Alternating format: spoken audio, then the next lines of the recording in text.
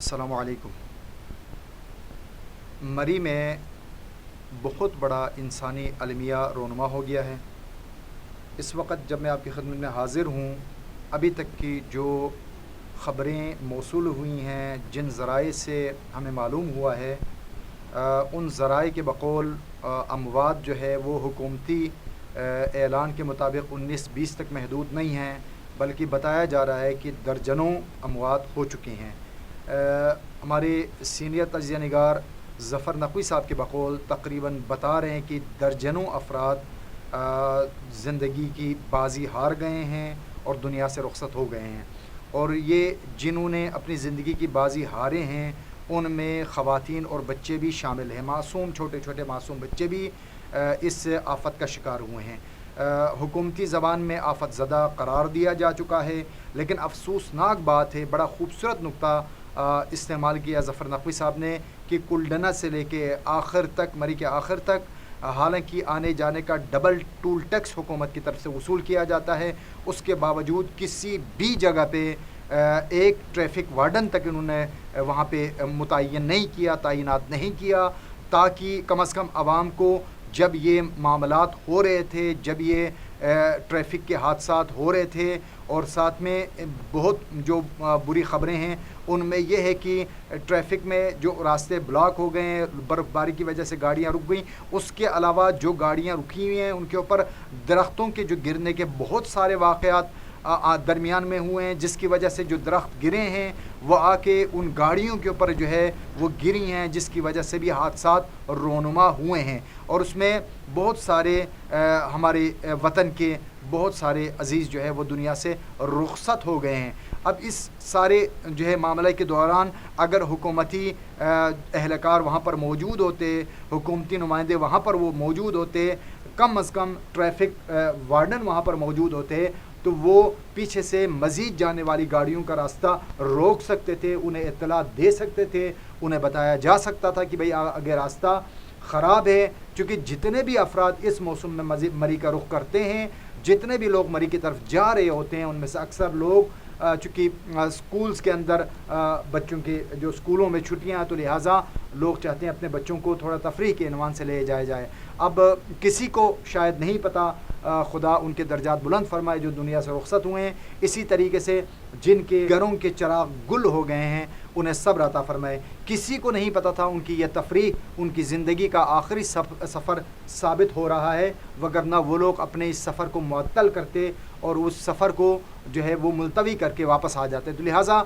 हुकूमत का मौजूद न होना, हुकूमती अराकीन का मौजूद न होना, हुकूमत की तरफ से फैसिलिटेट न करना, हुकूमत की तरफ से सहूलियात का फराहम न होना इतने बड़े हादसे का बाइस बना है, जिसकी बुनियाद पर अभी तक की जो रिपोर्ट है हज़ारों गाड़ियाँ दरमियान में मौजूद हैं, हज़ारों गाड़ियों के कतार है जो कि सारे के सारे वहाँ पर बंद हो चुके हैं। तो लिहाजा न वो बेचारे आगे जा सकते हैं, न गाड़ियाँ पीछे मुड़ सकती हैं। सूरत हाल ये है। और बाज़ गाड़ियों के मुतालिक ये भी है कि उनके पेट्रोल के टैंक खाली हैं, और यकीनी बात है कि इस वक्त किसी भी पेट्रोल पंप तक उनकी रसाई मुमकिन नहीं है। ट्रैफिक मुअत्तल है, ट्रैफिक रुकी हुई है। जो बड़ा मसला है, जो गाड़ियों में हैं वो फंसे हुए हैं, पहली बात। दूसरा, जो गाड़ियां हैं उनमें से बाज़ गाड़ियों के ऊपर दरख्त गिरे हैं, जिसकी वजह से उनको वो मसाइल मौजूद है कि वो गाड़ियां डैमेज है। और इसी तरीके से जो अफराद जो है, मुमकिन है कुछ अफराद ज़ख्मी भी हों, लेकिन कुछ अफराद ने ज़िंदगी की बाजी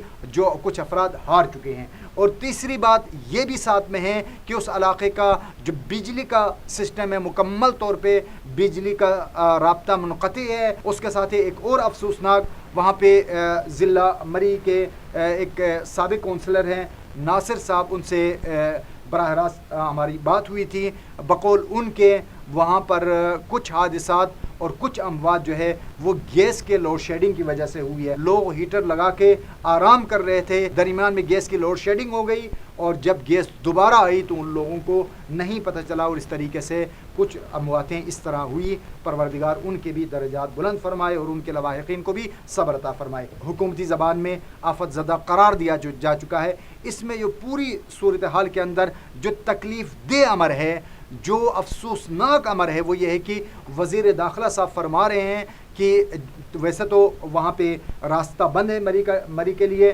ٹریفک بند ہے، لیکن اگر کوئی ادویات والی گاڑیاں ہوں، خوراک والی گاڑیاں ہوں یا کمبل وغیرہ گرم کپڑوں والی کوئی گاڑی ہے تو ان کو جانے دیا جائے گا۔ یہ انتہائی افسوسناک ہے، یہ غیر ذمہ دارانہ بیان ہے۔ ابھی تازہ ترین جو قوم کے اوپر بموں کی بارش آپ نے کی، آپ نے ایک تو منی بجٹ کا بم گرا دیا، عوام کی قوت خرید آپ نے ختم کر دی، قومی بینک کو IMF کے جو ہے پاس گروے رکھ دیا، آپ نے معیشت کو تباہ کر کے رکھ دیا، آپ نے روزانے کی بنیاد پیٹرول کی قیمتوں کو آسمان تک پہنچا دیا، اور اس کے بعد آپ کو پتہ بھی ہے، آپ کی تمام جو افراد ہیں، آپ سب کو اس بات کا پتہ ہے کہ پاکستان کے اندر جتنے بھی حکومتی عہدیداران ہیں یہ سب کے سب عوام کی خدمت کا نعرہ لگا کے یا مسلط ہوتے ہیں یا مسلط کیے جاتے ہیں، دونوں اعتبار سے۔ اگر آپ منتخب ہو کے آ گئے یا آپ کو مسلط کر دیا گیا، دونوں صورتوں میں آپ کا جو نعرہ تھا، آپ نے جو اپنے زبان پہ خوبصورت نعرہ سجایا ہوا تھا، وہ جو مکارانہ